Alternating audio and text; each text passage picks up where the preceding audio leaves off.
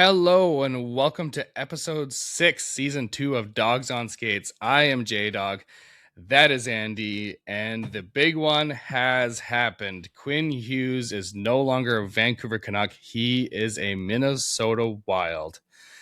Oh man. It was, lots of talk, lots of speculation going into this for a long, long time now. And suddenly, I think it was like last Friday night, we just get a text sent out by Elliot Friedman saying it's over. He's a Minnesota Wild. Yeah. Yeah. And I needed this long to get ready to talk about it because it's been tough. I had to process and mourn that loss, and I've turned that thing around now. Because I'm probably more a fan of Hughes right now than I am the Canucks. So, yeah, that was rough. So to get into the deal, the Vancouver Canucks traded Quinn Hughes to the Wild for Liam Ogren, a former first round pick. I believe he's 21 years old. Kind of gives you that Drew O'Connor, Niels Höglander, but maybe bigger and some more raw skills. Marco Rossi, who's a centerman that's been long connected to the Canucks. He's undersized, plays hard, kind of like seems like fairly responsible center, but maybe not someone with a ton of flash and someone that's going to like be extraordinarily noticeable every single time he's on the ice. That said, I believe he only just turned 24, so lots of room to grow there as well. He just signed a 3-year deal worth, I believe it was $5 million each, and is coming off a 60-point season. And the last piece and the main piece, the biggest piece of the deal was Zeev Buium for the Minnesota Wild, just turned 20 years old. He is a kind of similar to Quinn Hughes in terms of style, offensive defenseman who is good on his edges, very mobile defenseman.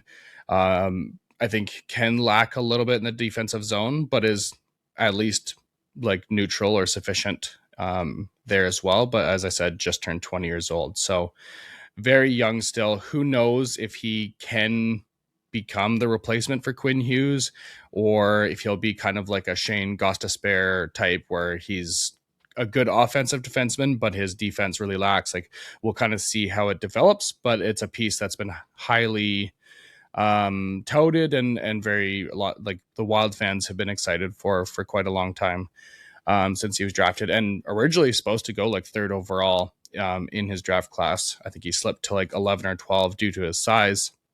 But lots of pieces there that have serious contention of being top end players in the lineup, but none that are like bona fide. This is a incredible player, or at least that's not for sure. And to complete that deal was the first round pick for the Minnesota Wild as well. So that's kind of the deal. I'll send it to you, Andy, for your initial thoughts on the completion of the deal and whether you think the Canucks could have done better or not. Well, I said before that I really love this return. I think it's a fantastic return for a different player. I think if we were trading Elias Pettersson away and we got this return back, I would be overjoyed with it. But it's Quinn Hughes. It's Quinn Hughes. It's maybe the best player your team's ever had. And in an instant, he's gone. And you have a collection of things that you hope as a collective will give you most of the value that he brought to the team. But then you see him in Minnesota and how it's like, he's not that the team wasn't alive, but he's injected life into that team. And seeing all the reactions out of their fan base about the stuff he does, it's like, yep, we had that once. So it's tough. I think they did a reasonable job getting what they could. I know, J-Dog, you've made the point that there's, I think, also value added in the fact that it's just done now. It's over with. This isn't dragged out. We don't have to watch Hughes controller disconnect during games and look like he's miserable and fight it out there. Um, yeah.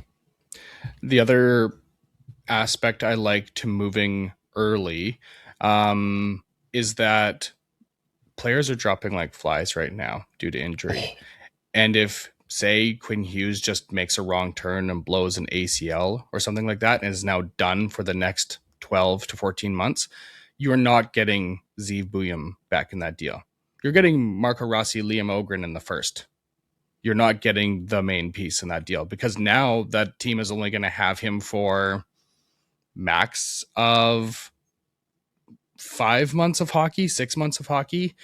And that's assuming that he comes back healthy. And like if you can't resign him, and that's assuming he comes back healthy and can still skate and do everything. Like those kinds of things can happen so easily. And if you know already that you're going to move on him, don't just sit there for months and months and months, and just pray every game that he's not getting injured, just so you can squeeze out an extra third round pick or something like that. Especially if an offer is there that you think is fair, and a place that, you know, even though he doesn't have no trade clause, a place that you think Quinn would like to go. Yeah. Thoughts on that for in terms of whether you think the Canucks like could have gotten more? Do you think this was a good deal to take where they were at? Yeah, I mean, I think on the last episode we did, I was pretty firmly in favor of just doing the deal sooner rather than later. Just get it done, move on. I would have thought that they would have shopped it around a little bit more before pulling the trigger on it. I think there's probably 31 other teams that you could have gotten an offer from. And when you get an offer, you take it back to the other team and you say, okay, well, Minnesota's willing to give us Buyum now. Are you sure you don't want to, bump up your offer a little bit? It kind of sounds like when this deal was made by or offered by Guerin, it was done pretty quickly. So I know part of that, Hughes' agent has come out and said that the Canucks more or less treated this as though Quinn had a no trade clause. So I think he had a lot of control over where he would and wouldn't go. And it sounds like Rutherford and Alvin really respected that, which there's pros and cons to that for sure. I think it helps you with your image amongst players, but in terms of making your team better in the immediate and the short and the medium term, I think you leave a little on the table by deferring to the feelings, I guess, of the player that much. Yeah, what do you that's think understandable. about And I think the offer from the Minnesota Wild, Bill Guerin came out and said that was his first offer. Teams like Detroit, New Jersey sent their offers, and the Canucks were kind of trying to get guys like Marco Kasper, Emmett Finney, and Detroit didn't want to throw in someone like Kasper for Quinn Hughes, which to me is ridiculous. And so when teams are fighting you that much, and then Bill Guerin steps in with his first offer and offers all of this, all three are current NHL players. One of them is a top end defensive prospect. One of them is a currently top six centerman. They were all first round picks. Right. And a winger who is an AHLer, who is a first round pick, and the Wild's first round pick unprotected on top of it. That's not something that I think you're just going to take lightly, especially when everyone else has fought you so hard over things that you're not even close to getting value for. And I think the other thing too, and you talk about taking that offer and shopping it. I wonder, because Guerin comes out so bold with that first offer, that he's not like, don't take this and shop it around. It's like, here's my offer. If we're going to do this, let's do it. If you don't want to do it, then I'm going to go take this somewhere else. Yeah. And I have a feeling he was in the very much like, let's not mess around here. Let's just get this done. And credit to him that he had the gumption to go out there and offer what Quinn is actually worth, and not trying to nickel and dime and leave it up to chance of whether you're actually going to get him or not. Minnesota is such a weird team this year. Like, they're missing so many guys, and yet they're cruising.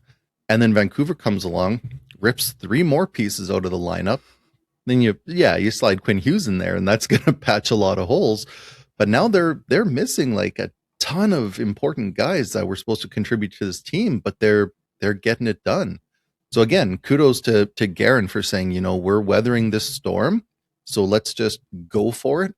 And we know we've got reinforcements coming, right? We're getting by as is, and we've got guys coming back that are going to make us better. So it's got to be pretty exciting for Minnesota fans about now. No kidding. And I mean, I think they have to be pretty happy about their management as well.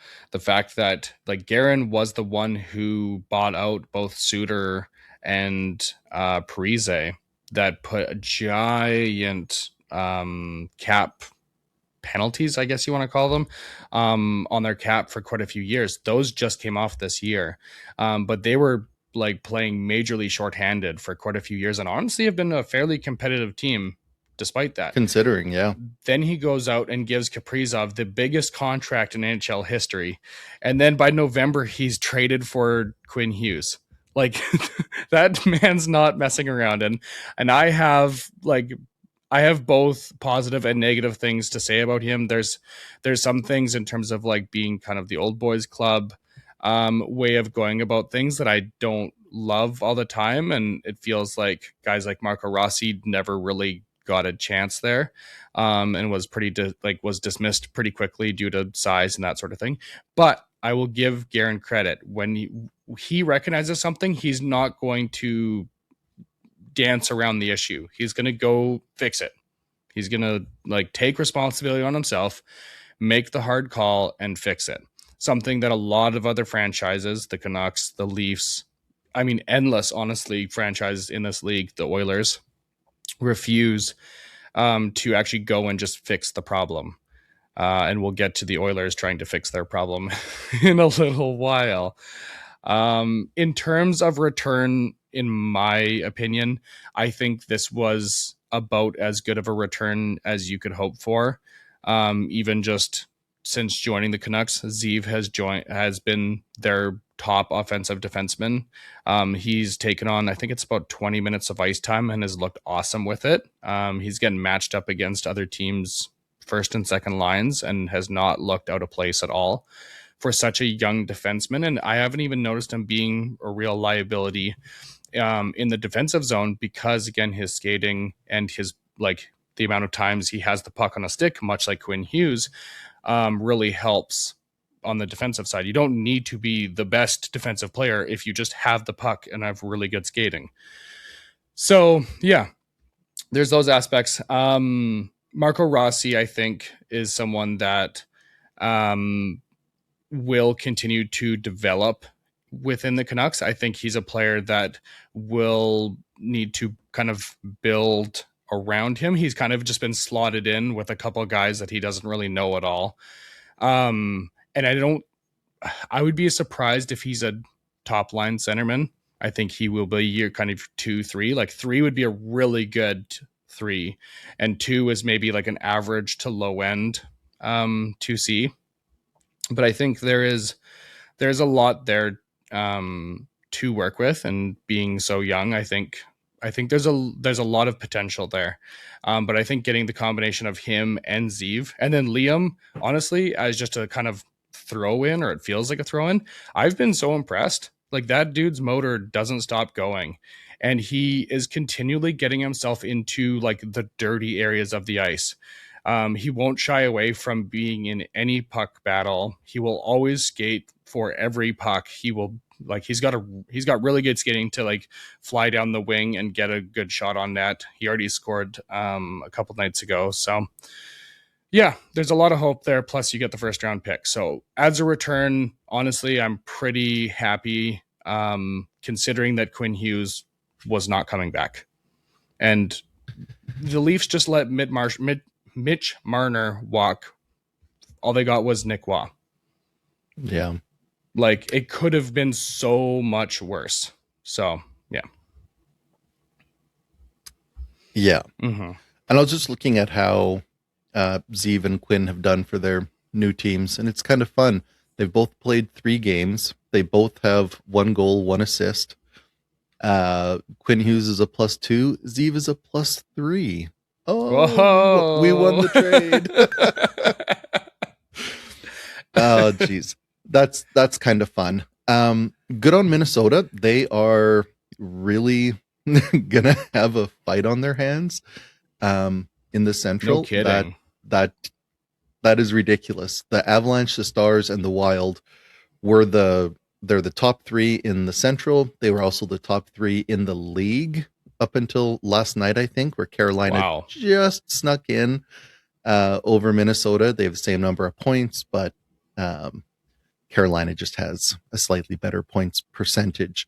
So, but three of the top four teams, really, the top three teams in the league are all in that division. So it really is an arms race. So Minnesota deciding, you know what, let's just get it done. Let's go get the guy.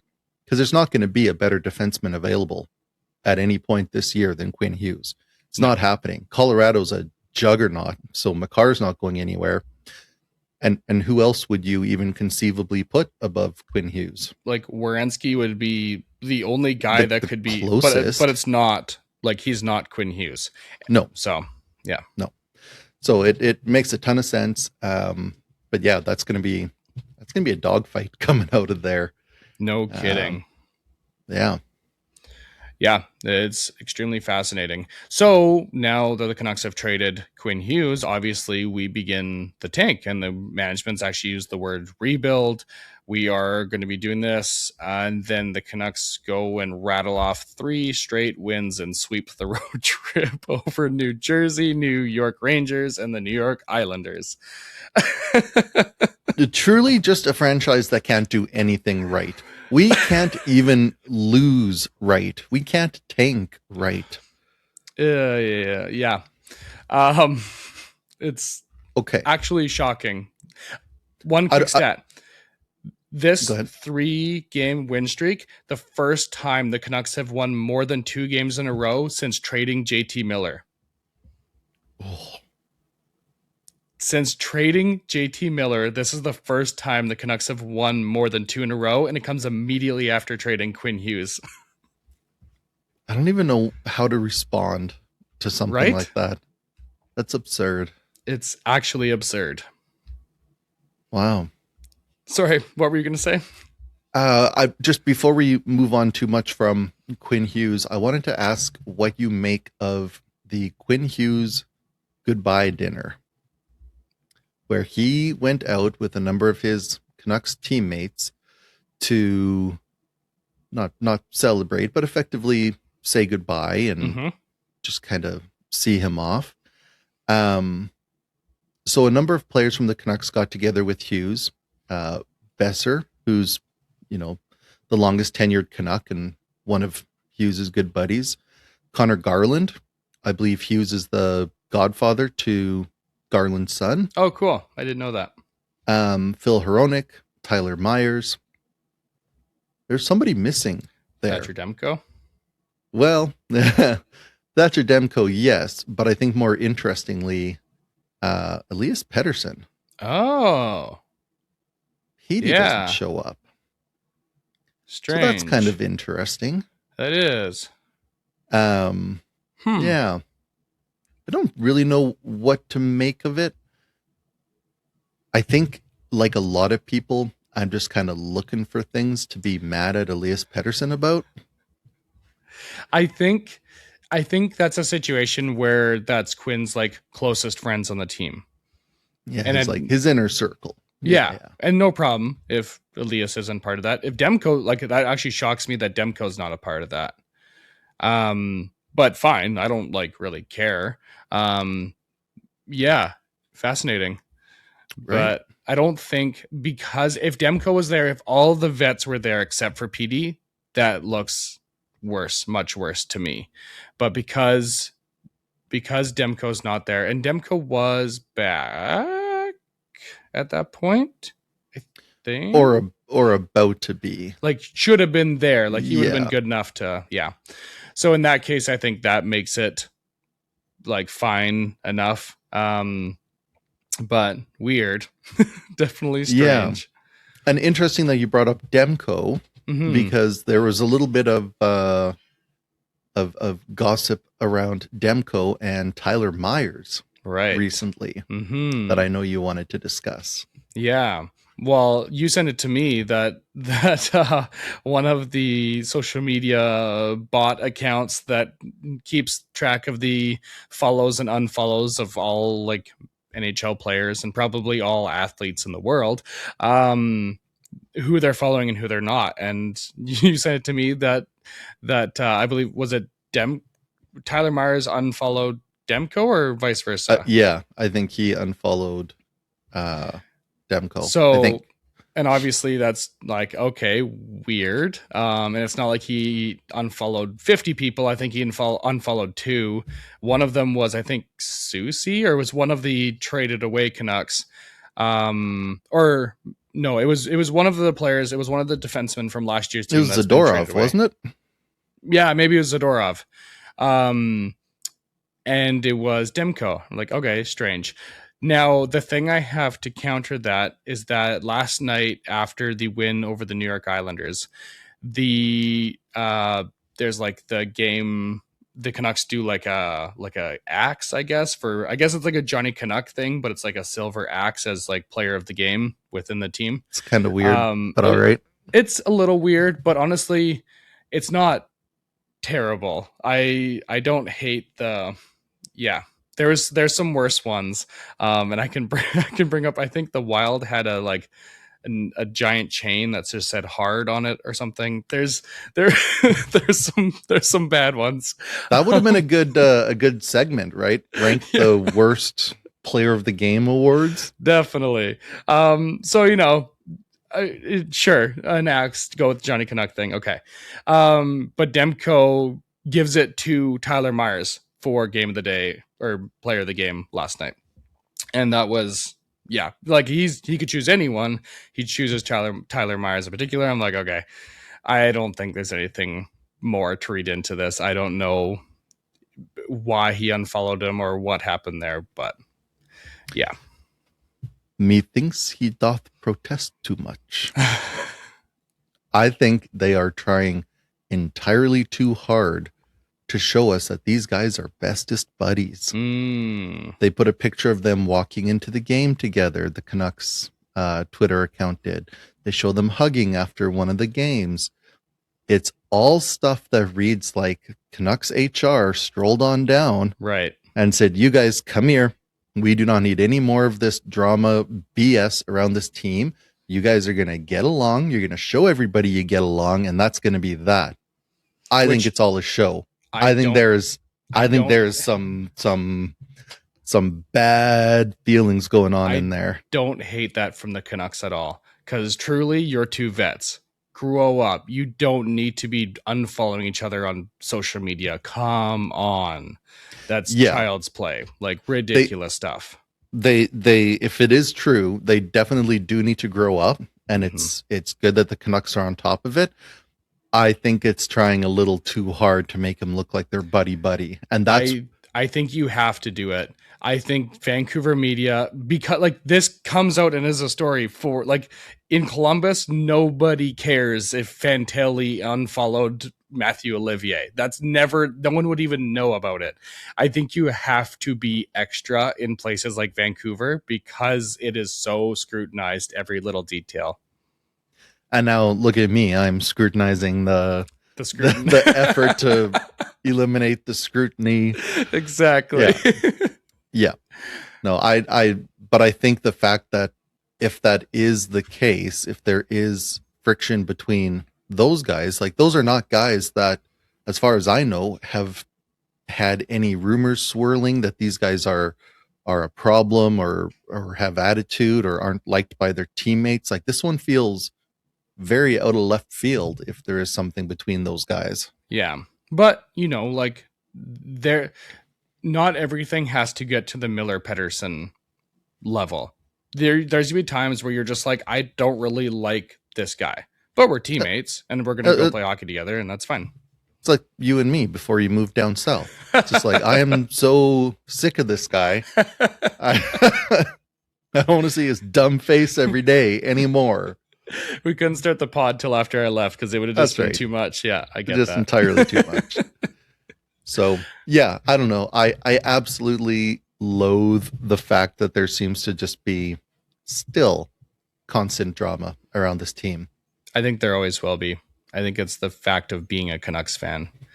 Um, but I think it's also because we are a fan base that is so locked in. It would never be drama if people weren't paying attention to every little ounce of this team, because then, like, okay, they're not best of friends. There's no drama there. That's fine. If they got something in their own personal lives, cool, that's fine.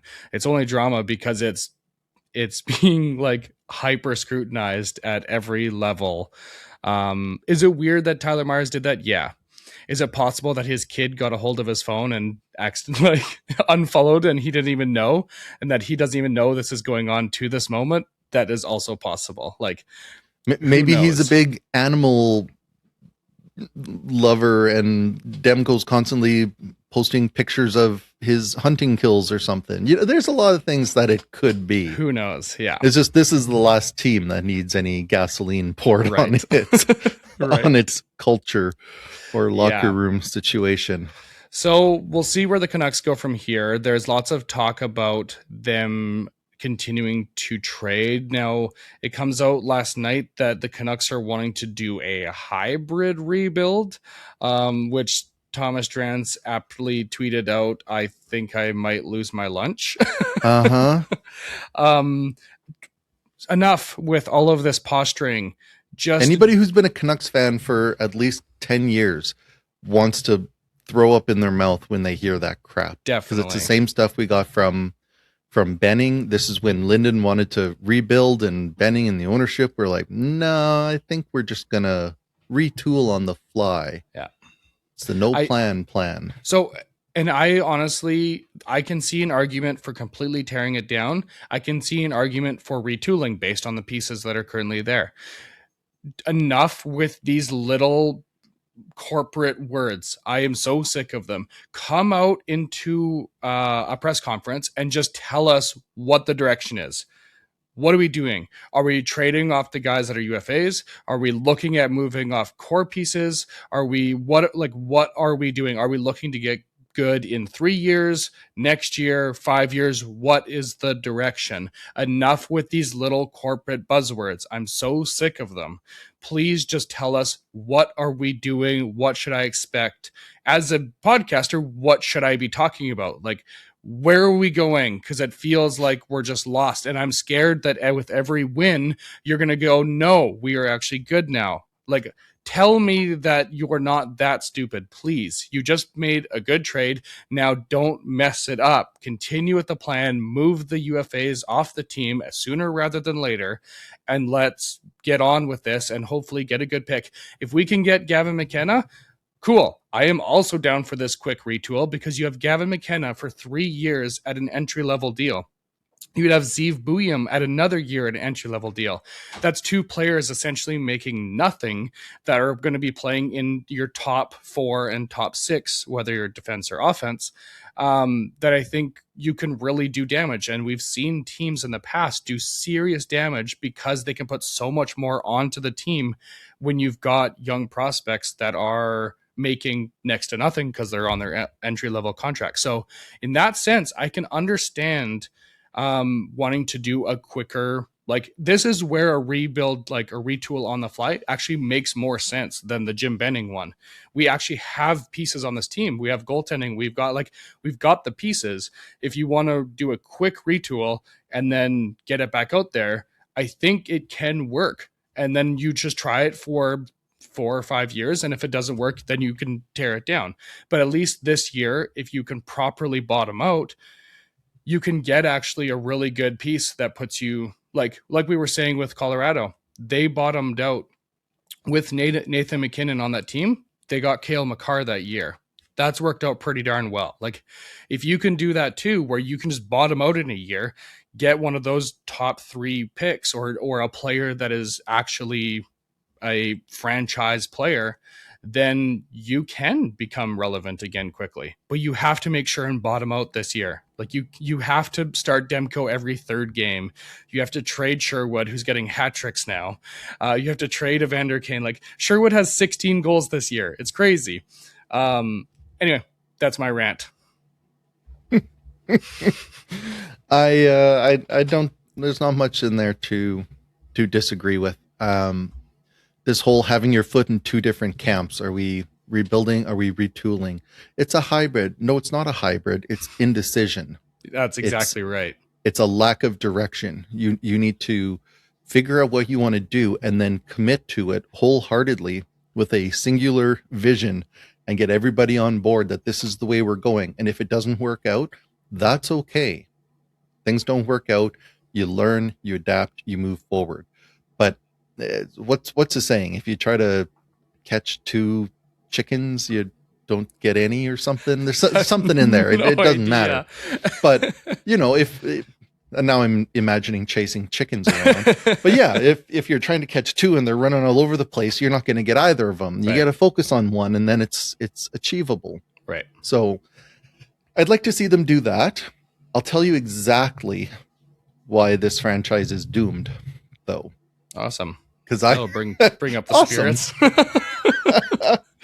I saw something this morning and I'm like, no, there's no way. That's so dumb. Somebody asked the question, does this team remind you of the 2018-2019 St. Louis Blues? That thought's been in my brain since they hit last place. That's a horrifying thought Mm-hmm. in some ways, because the 2018-2019 St. Louis Blues, for anybody who has forgotten or didn't know the story, that team was in last place On when, January 1st, yeah. they were in last place. Ironically, I was in St. Louis on January 1st. Hey, Yeah. do you happen to know at the time what their record was? Oh, geez. Well, how many games were played? Probably like 40-ish at that point. 37. Okay. I'm going to go 9, 20, no, 11, 24. How many does that put me at? Yeah, and like 3? Something like that. Whatever the remainder would be for overtime. 15, 18, and 4. So The they're Canucks only right a couple now, off 500. the Canucks right now are 14, 17, and 3. We have one less in each In each column category. than the St. Louis Blues did. Wild. Now, do you not think Aquilini knows that? Do you not think that he sees this team rattle off 3 wins in a row and go, yeah, we're in basically last place, but I think the thing that helps it, and this might have been also part of moving Quinn early, is that they moved Quinn. That it would not shock me either if Jim was smart enough to go, hey, we're dead last. I've got full license to trade Quinn whenever I want. I'm not going to wait for a 3 or 4 game win streak and Frankie to come over to me and be like, hey, wait, maybe let's just hold off for now. I'm curious if making that move was a part of, yes, let's just get this going while I've got the green light to do it. that could be. But does Frankie come down now and say, look, I know we were talking about maybe moving off of Demko, Garland, Sherwood, whatever. Maybe let's hold off. Maybe let's see how this goes. I think he would do that under Benning. I don't think Jim is going to do that. I don't think. I think Jim is going to be able to have the say and be able to talk to Frankie as well and be like, no, that's ridiculous. We're not doing that. Again, if they have Quinn, that's a harder conversation for him to have. But because they already traded Quinn, I think it's okay. I also don't think this is sustainable. The Canucks always seem to do well on their. I actually saw this and I was like, watch, the Canucks are going to get some wins here. Just because they always seem to do well on their East Coast road trips mid-season. They always do. Like their December East Coast road trips always do well. They did well last season too. Like that's where DeBrusque came out and started to like score 2 goals a game. It's something they do most all years. So no, I don't think that will happen. Do I think we're scarred and are always going to fear that happening? Yes, definitely. but I don't My I don't wounds are think showing. I don't think that will happen. Now, if the Canucks continue to win, I think that becomes more problematic. But I don't think they're going to continue to win. I think they are not a better team, even though they've won. I don't think they're a better team now than before Quinn Hughes was traded. I think Demko has won them most, if not all, of these games. And I think if they're smart, they're going to tell Adam Foote to be like, hey, man, don't, like, first of all, for his own health, don't play him every game. Like, this is a guy who can hardly stay healthy. Play him every second or third. It's good. Like, we're not trying to win this year. And that's if they're smart. We'll see. How about this for a segue? What about trading Demko? That's another option. And there's two teams that could really, really use Demko that I've identified. One being the Carolina Hurricanes, the other being the Montreal Canadiens. I think both those And the teams third being the Edmonton Oilers. Yeah, but no. We don't want that because that's going to come back to bite us so hard. Like he's too good. He is such a good goaltender when he's healthy. We cannot trade him in division. I would argue we maybe can't trade him in conference, but I think is there any package of future-ish picks, prospects that Edmonton could entice you with that would make you do it? Because there's a price for everything, question. Right? Mm-hmm. But if you knew, like, if Thatcher Demko goes to Edmonton and he stays healthy, they're probably winning a cup. Mm-hmm. Probably. Right? So what's that cost you as a Canucks fan? Zach Hyman for sure. This year's first round pick for sure. Good question. What right? would that other? Because I would hate to see Edmonton win. Like, really, really hate it. I would need more, but I don't know what they really could offer because I don't want any of their defense. No. I mean, honestly, you don't want to take Darnell Nurse? I don't hate Jake Wallman. If I was to take a defenseman, it would probably be him. But again, that doesn't really do a lot for me. I don't know if they have enough to push, like, other than how many late 20s picks would it take to equal a difference maker? Like, it's a weird thought experiment. I mean, definitely. Yeah. Like, Bouchard would be the core part of that package before he signed his deal, but at 10.5, I think that's way overpay. So I'm like, we'd be helping them.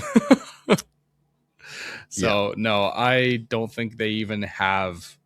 I don't think they could offer anything outside of one of their two big guys that could make that happen for me. Yeah, interesting. But I think there is lots, and maybe we can look at this in the future. But I think there's lots of pieces that both Montreal and Carolina have that I think could really, like, be a good deal for both sides. And man, I can't imagine Carolina or Montreal with good goaltending. Like, those are two teams that would be immediately so very dangerous. So would you rather move Demko or Lankinen? Oh, good question. I would, because Demko's clearly the better goaltender, but is clearly less healthy. What can you get for him? I don't think a lot. I don't. I think his performance this year hasn't. Do you think you get a first? I kind of doubt it. Like a late first? What about a high second? Yeah, maybe. Yeah. I think if you can get a late first for Lincoln, and say you trade him to Carolina, and get their first next year, I would do that. If you can get their second this year, I would probably. probably still do that. It really depends on the return. I'm happy to keep either. We drafted a goaltender this past draft in the second round that looks absolutely insane. All of the scouts project him, or as like, obviously, we have no idea what he'll become, but his skills, the way he plays, his numbers, everything is Vasilevsky. Like, he is really, really, really good. So, We do so tend to that's have a lot of success developing goaltenders. we do, and we've got other younger goaltenders that I think could take a step up as well. So honestly, trading one of them makes a lot of sense if you can get a good return, especially with some of the big teams and their need for goaltending. So yeah, I'm very open to it, but I also like the argument I make for Thatcher Demko is when he is playing, he is so good. He is a top 6 goaltender in the league, easy every time. Yeah. Um, and when he's not playing, he's usually LTIR. It's like a big thing. He's not gone for just like a couple days, which means that everyone complains about his cap. Well, his cap is not, it's not on the books when he's on LTIR. So it's kind of like a win-win. That's why I didn't care too much that they gave him the 8 million, because I'm like, whenever he's on the ice, he's worth every ounce of that 8 million. And when he's not, the 8 million's not there. And if you just shut him down, give him surgery, the 8 million doesn't affect you. And it's only for 3 years. So I'm not as eager to move him as other people are because of how the LTIR money works. But I would like to move off of Lankinen if I could. I just think it's a lot of years, and the excitement over what he did previously has all but evaporated with how it's gone this year. Not that it's all on him. The team as a whole has been a disaster, but you see Demko doing Demko things, right? And you don't really see that out of Lankinen. And there's too much money tied up in the goaltending position right now, I think, for the Canucks. Agreed. Yeah, that's totally fair. One last thing about the Canucks. I've noticed, and it's starting to be talked about, how Jim Rutherford is kind of seeming to position himself away from Patrick Allvin. We have not seen them do any media hits together for a long time. Their statements about Quinn Hughes were not together. Like, they're always done separately. I haven't seen anything. They don't even talk about like each other's roles all that much. Jim Rutherford clearly facilitated that entire Quinn Hughes trade. Quinn Hughes said multiple times that Jim was amazing to him. He never once ever made reference to Patrick Allvin. It just seems like he wasn't involved at all. So I think that Jim has taken over reins as the general manager of the Canucks, and I wonder if he's positioning himself away to maybe fire or demote Patrick Allvin from the general manager position. I don't know. It's just starting to get that sense that Patrick maybe hasn't done all that great. And Jim is maybe looking to bring someone else in. So something to kind of keep an eye on. And yeah, but it seemed like that rumor has kind of started to get out there, and like it seems like there's something to it, because there doesn't seem to be the cohesion that was there before, when there was so like the two of them always together talking about what each other are doing, their roles. Like, I don't do that. That's Patrick's. Like, that's gone away completely. Perpetually just coming from a 3-legged race. Yeah. Just taking a time out to do a press conference, and then they're right back in there. Exactly. Yeah. And that seems to have changed drastically. So it's just something to keep an eye on and see where that goes. But I wouldn't be shocked if he is removed by, the spring or end of season or something like that.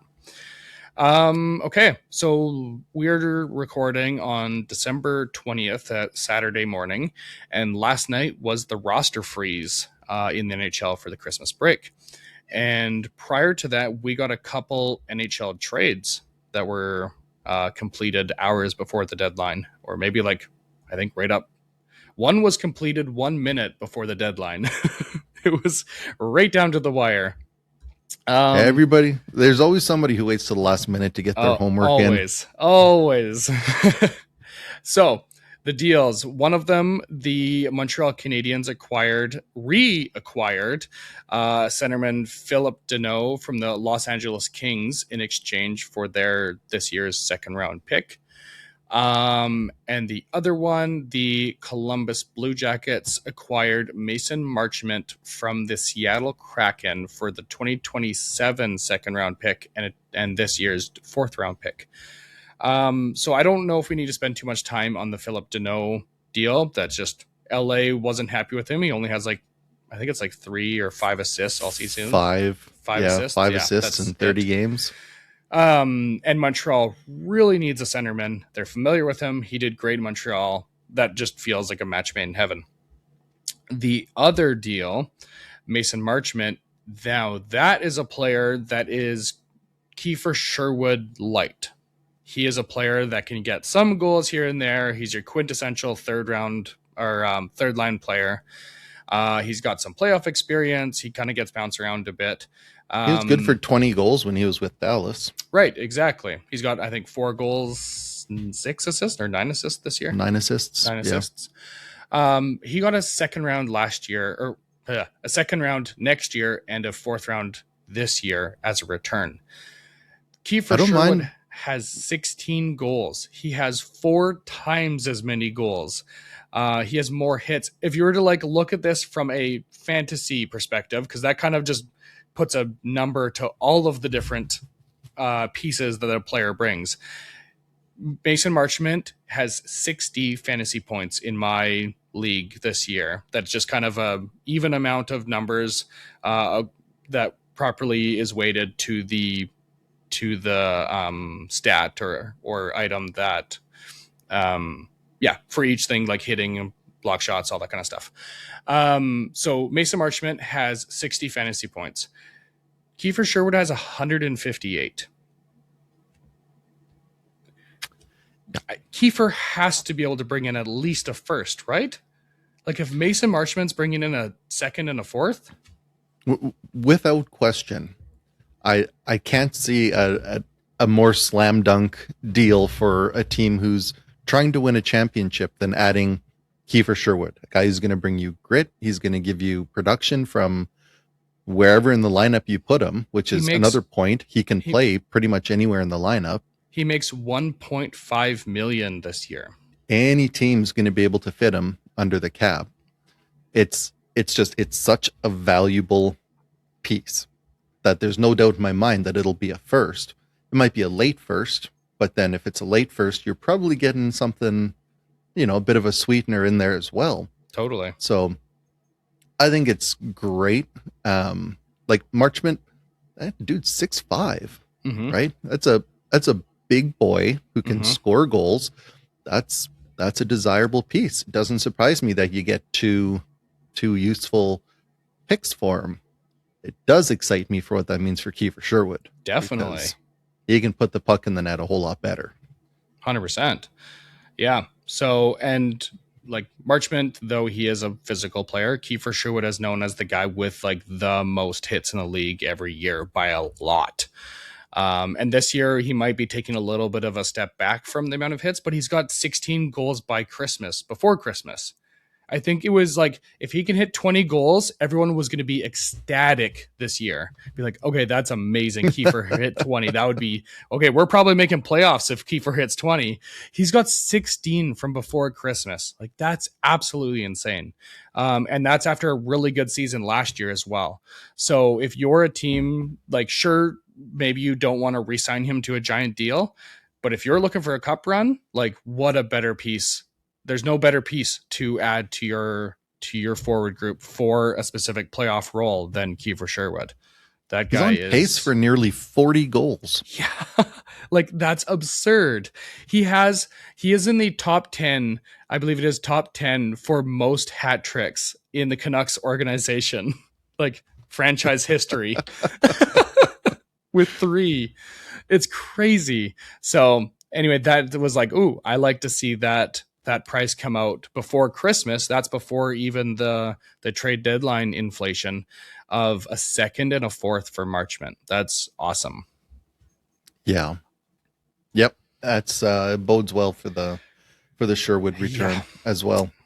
It does definitely. also make me wonder if you're getting that kind of value from other teams for guys, it may be a really good time to be a seller, Hmm. right? But It does feel like a bit of a seller's market.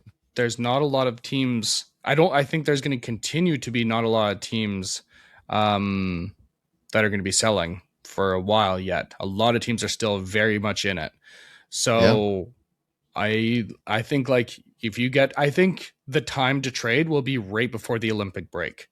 End of January, beginning of February, I think that's going to be the time to trade because it's far enough out from the deadline in the calendar time that it's like, okay, this is, you're not waiting to the very end, but there's not a lot of games in between either. And you're probably going to want to move players. I mean, Kiefer won't be one of those players, but in some cases, you might want to move players before the Olympic break, or if the player is going to the Olympics, you would hate to have them get hurt at the Olympics and not be able to trade them when they get back. So yeah, it's. I think it's going to get. I think January might be like the trading month, and I'm not sure if there's a roster freeze during the Olympics. I believe there is. Okay, so that adds to it even more. Okay. So, okay, our time's almost up here. Before we finish it off, I just wanted to make a comment towards the Edmonton Oilers and their goaltending situation. Boy. The Oilers trade the same day the Quinn Hughes deal happens. The Oilers trade, and maybe I should bring it up. Or actually, Andy, do you want to bring it up here? The Jari Skinner deal. The Oilers There it trade. is. Ah, okay. No, I was just meaning for like reading it out, but it's Oh okay. no, I was just gonna add it in post. Okay. Either way, so the Oilers trade Tristan Jari, or sorry, trade for Tristan Jari. They trade away Stuart Skinner and a second and Kulak for Jari. And I think there was another piece. There was a couple like tertiary pieces as part of the deal, but the core part of it was Jari for Skinner and a second and Kulak. Obviously, a very high price to pay for the Oilers, but you'd have to think, okay, there's going to be some kind of salary retention. No, there is no salary retention, which means that the Oilers could have had Tristan Jari off waivers, this exact situation they're in, for free. Like it was like 6 months ago. Instead, they waited. They traded a second. They traded Kulak and they traded Skinner, the goaltender that's got them to the Stanley Cup Finals 2 years in a row, for a guy they could have had for free. That And Samuel Poulin, that's a person. yep, that we've both definitely heard of before. 100%. um, that to me is horrible asset management. That's incredible work by Kyle Dubas to move Tristan Jari, who signed at like $5 million for the next 3 years, and to get assets, to get Kulak, to get a second, and Skinner, a goalie you can just put straight into the net, who's not terrible. Like, no one is saying that Skinner's horrible. He's not atrocious. He's just not like the starting goaltender you want on a Stanley Cup contending team. That's right. Yeah. Fabulous work by Dubas. Thank you, Dubas, for doing the heavy lifting in the Pacific Division. I greatly appreciate that. And now Tristan Jari is placed on the IR. So their goaltenders are now Calvin Pickard and I think it's Connor Ingram is who they're going to be bringing up. Yikes. Go, say the next part. Say the part you sent me. I'm not sure what you're talking about. That would be their starter and their backup. Oh, yes. There you go. Yeah, there you go. Sorry, I'm gonna have to bring it up. One second. Had to let you have this one. Thank you. According to Carmen Gill on X, the Oilers starting goalie tandem is the goalie in the AHL with the worst save percentage and the goalie in the NHL with the worst save percentage. That is their goalie tandem. Every time that I feel sad as a Canuck this year, I'm like, but hey, we could have signed McDavid to an insane price and have our season go like this. Like, man, that's the high point of their season so far was that McDavid signing. It has been downhill from that point. And who knows, like they've been starting to get better lately, but without a goaltender, how are you going to do it? And they don't have any cap space to actually bring in anyone else. I don't know what they're going to do. They're going to have to hope that Connor Ingram catches fire somehow, but holy. It's funny how you can really limp along in the regular season with substandard goaltending, you know, but it's really when you're in a long playoff series that you kind of get figured out and get exposed a little bit. Right. Feels like. So that's interesting. Yeah. I mean, they're still sitting in third in the Pacific. Not in a terrible spot, and they've won 7 of their last 10. So better than Vancouver, but they have Connor McDavid and Leon Draisaitl and Zach Hyman. So I would really hope they would be better than Vancouver this season. And I never want to cheer for players getting injured. Certainly not.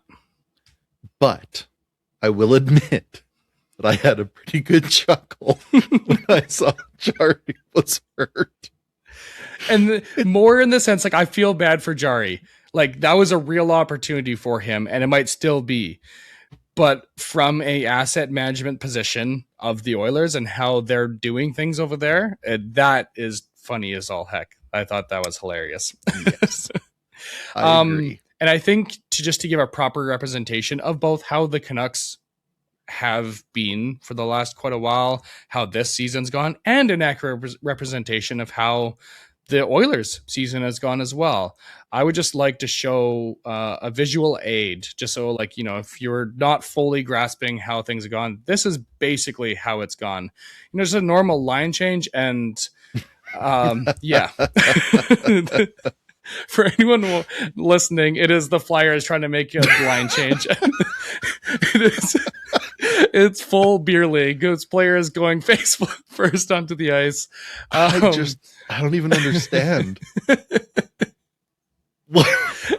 If you're not watching this, I would highly recommend going over to the visual platform, and it's pretty good.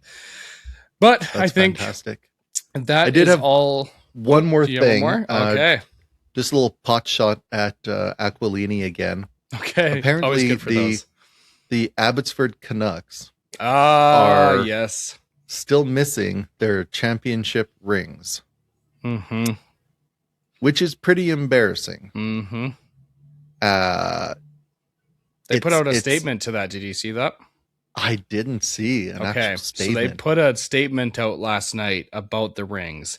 And it is so many words. It is just so many words. And essentially it is, they will be here in the new year. When in the new year is, I don't know. But it was like something Canada Post probably. Extensive. We totally ordered these like months ago. It's not us. We put a lot of time and effort, and, you know, due to blah blah blah blah blah, extensive time, blah blah blah blah blah, in the new year.